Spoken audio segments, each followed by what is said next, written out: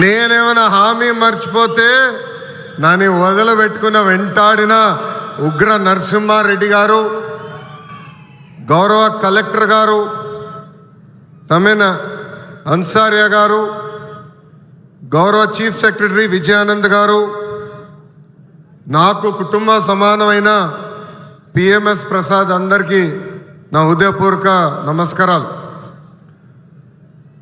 ఉమ్మడి ప్రకాశం జిల్లా అంటే నాకు మొదటి గుర్తు వచ్చేది పౌరుషం, ప్రేమ. ఇక్కడ ప్రజలకి పౌరుషం ఎక్కువ, ప్రేమ కూడా ఎక్కువ. ప్రకాశం జిల్లాకు టీడీపీ అన్నా, చంద్రబాబు నాయుడు గారన్నా పెద్ద ఎత్తున ప్రేమ ఉంది. 2019లో ఎదురుగాలి ఉన్నా మీరు 4 శాసనసభ్యుల్ని తెలుగుదేశం పార్టీలో గెలిపించారు. 2024 ఎన్నికల్లో 10 సీట్లు తెలుగుదేశం పార్టీని గెలిపించారు. యువగలం పాదయాత్ర చేసినప్పుడు ఇక్కడ ప్రజల కష్టాలు నేరుగా నేను చూశాను. ప్రకాశం జిల్లాలో యువగలం ఒక ప్రభంజనంగా నడిచింది. వాస్తవంగా ఆంధ్ర రాష్ట్ర చరిత్రలో మార్పు మొదలైందంటే అది 2022లో ప్రకాశం జిల్లాలో జరిగిన తెలుగుదేశం పార్టీ మహానాడని సభాముగా తెలుపుతున్నా. నేను ఆ రోజే చెప్పా, మీరు నా పైన చూపించిన ప్రేమకు రెండింతలు తిరిగి నేను మీకోసం పని చేస్తానని. నేను ఆ రోజే చెప్పా, ప్రకాశం జిల్లా నా గుండెల్లో పెట్టుకుని అభివృద్ధి చేస్తానని. 2014లో రాష్ట్ర విభజన జరిగింది.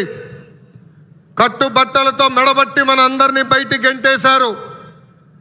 ఆ కట్టుబట్టలతో మన ప్రయాణం ప్రారంభించాం. ఆనాడు అందరి ఆమోద్యంతో అమరావతియే మన రాజధానిగా ప్రకటించుకున్నాం. ఒకే రాజధాని, అభివృద్ధి వికేంద్రీకరణ నినాదంతో మన ప్రభుత్వం పనిచేసింది.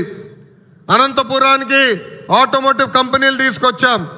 చిత్తూరు, కడప జిల్లాకి ఎలక్ట్రానిక్స్ కంపెనీలు తీసుకొచ్చాం. కర్నూలు జిల్లాకి విద్యుత్, సోలార్ కంపెనీలని తీసుకొచ్చాం.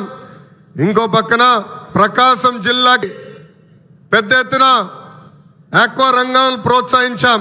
ఇంకా ఉత్తరాంధ్రని, విశాఖపట్నాన్ని ఏకంగా ఐటీ ఫార్మా హబ్గా కూడా మనం తయారు చేసుకున్నాం.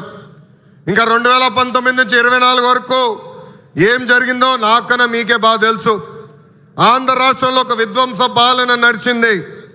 కొత్త కంపెనీలు తీసుకురాకపోగా ఉన్న కంపెనీల్ని పక్క రాష్ట్రానికి తరిమేసే పరిస్థితి. ఒక లూలు, అమర్ రాజా, హెచ్ఎస్బిసి లాంటి సంస్థల దగ్గర నుంచి చివరి జాకీ కంపెనీ దగ్గర నుంచి కూడా వాటాలు ఇవ్వలేదని వాళ్ళని తరిమేసే పరిస్థితి మనందరం చూసాం. నేను ఆ రోజు ముఖ్యమంత్రిగా ఉన్న పులివెందల ఎమ్మెల్యేకి ఛాలెంజ్ చేశా, మీరు తీసుకొచ్చిన ఒక్క కంపెనీ పేరు చెప్పమని. ఇప్పటికి కూడా అక్కడి నుంచి సౌండ్ రాలా.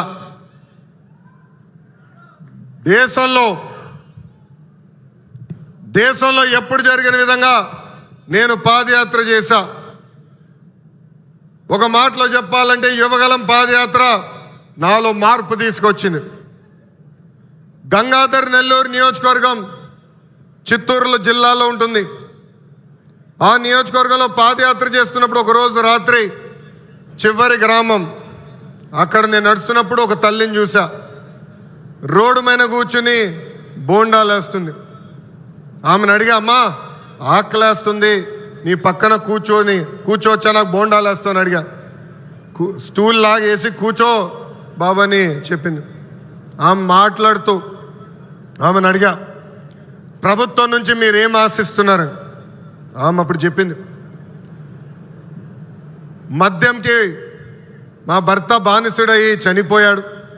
30 సంవత్సరాలుగా నేను ఇక్కడ కూర్చుని బోండాలు వేస్తున్నాను. రూపాయి జమ చేర్చి మా 2 బిడ్డలు చదివించాను.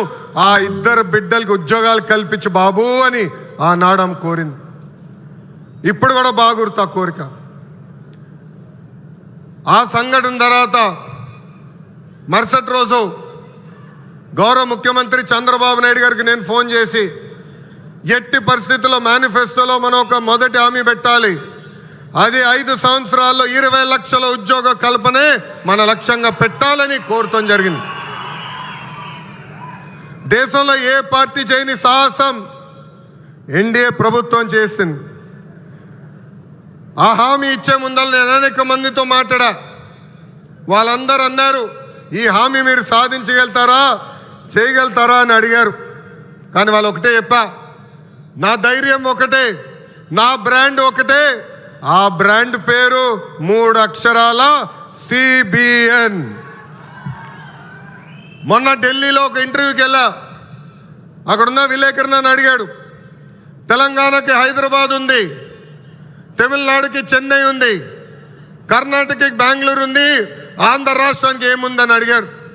అతన్ని ఒకటే చెప్పా, మాకు చంద్రబాబు నాయుడు గారు అని ఒక బ్రాండ్ ఉన్నాడు, అందుకే మా రాష్ట్రం రూపురేఖలు మేము మార్చబోతున్నామని. 2024 ఎన్నికల్లో సైకో పాలకుకు బాయ్ బాయ్ చెప్పి సైకిల్, గ్లాస్, కమలం పాలన మనందరం కలిసికట్టుగా తీసుకొచ్చాం. గెలిచిన మొదటి రోజు నుంచి ఉద్యోగాల వేట మొదలు పెట్టాం. ఇప్పటి వరకు 8 లక్షల కోట్ల పెట్టుబడులకు, తద్వారా 5 లక్షల మంది నిరుద్యోగ యువకులకు ఉద్యోగాలు కల్పించడానికి ఒప్పందాలు కుదుర్చుకున్నాం, పనులు ప్రారంభించాం. దాంట్లో భాగంగా ఈ రిలయన్స్ ఎనర్జీ ప్రాజెక్ట్ కానివ్వండి, NTPC కానివ్వండి, భారతదేశంలోనే అతి పెద్ద ఆర్సిలర్ మిత్తల్ స్టీల్ ప్లాంట్ కానివ్వండి, BPCL, Tata power, TCS, LG electronics లాంటి అనేక కంపెనీలు మన రాష్ట్రానికి రాబోతున్నాయి. కుటుంబంలో ఒక్కరికి ఉద్యోగాలు కల్పిస్తే ఆ కుటుంబం పరిస్థితి మారుతుందని బలంగా నమ్ముతుంది ఎన్డీఏ ప్రభుత్వం. పేదరికం లేకుండా చేయాలంటే ఉద్యోగాలే కల్పనగా మనందరం ముందరికెళ్ళాలి. నా సింగిల్ టార్గెట్ ఒకటే, 5 సంవత్సరాల్లో 20 లక్షల ఉద్యోగాలు మన ఆంధ్రులు కల్పిస్తామే. దానికోసం ఎక్కడికైనా వెళ్తాను, ఎవరినైనా కలుస్తానని ఈ సభాముఖంగా ఆంధ్ర రాష్ట్ర నిరుద్యోగ యువకులకి నేను హామీ ఇస్తున్నా. ఇంకా రిలయన్స్ ఫౌండర్ ధీరుభాయ్ అంబానీ గారికి చంద్రబాబు నాయుడు గారికి మంచి అనుబంధం ఉండేది. ఆనాడు చంద్రబాబు నాయుడు గారు డావోస్కి వెళ్ళే ముందల ముంబైకి వెళ్తే అది తెలుసుకున్న ధీరుభాయ్ అంబానీ గారు చంద్రబాబు నాయుడు గారిని స్వయంగా ఆయన ఇంటికి రమ్మని కోరారు. ఆనాడు మీటింగ్లో టెలికాం రంగంలో మార్పులు వస్తున్నాయి, సంస్కరణలు వస్తున్నాయి, టెలికాం రంగంలో మీరు పెట్టుబడులు పెట్టండి అని కోరటం జరిగింది. గౌరవ ముఖ్యమంత్రి గారు చంద్రబాబు నాయుడు గారు డావోస్కి వెళ్ళి 5 రోజులు తిరిగి వచ్చిన తర్వాత ధీరుభాయ్ అంబానీ గారు ఆనాడే ప్రకటించారు, రిలయన్స్ కంపెనీ టెలికాంలో పెద్ద ఎత్తున పెట్టుబడులు పెడుతుందని. అంతేకాదు చంద్రబాబు నాయుడు గారికి నమ్మకంతో ఆనాడు ధీరుభాయ్ అంబానీ గారు టెలికాం రంగంలోకి అడుగు పెట్టారు. ఆ తర్వాత అనుబంధం రిలయన్స్ చైర్మన్ ముఖేష్ అంబానీ గారితో కూడా కొనసాగింది. ప్రజాప్రభుత్వం ఏర్పడిన తర్వాత నేను ముఖేష్ అంబానీ గారితో అనంత్తో అదేవిధంగా వేదిక పైన ఉన్న Reliance industries executive director PMS Prasad గారిని కలిసి ఆంధ్ర రాష్ట్రంలో పెద్ద ఎత్తున పెట్టుబడులు పెట్టాలని కోరటం జరిగింది. వాళ్ళకి ఒకటే చెప్పా, Andhra Pradesh is of doing business కాదు, స్పీడ్ ఆఫ్ డూయింగ్ బిజినెస్ ఏంటో చేసి చూపిస్తానని హామీ ఇస్తాం జరిగింది.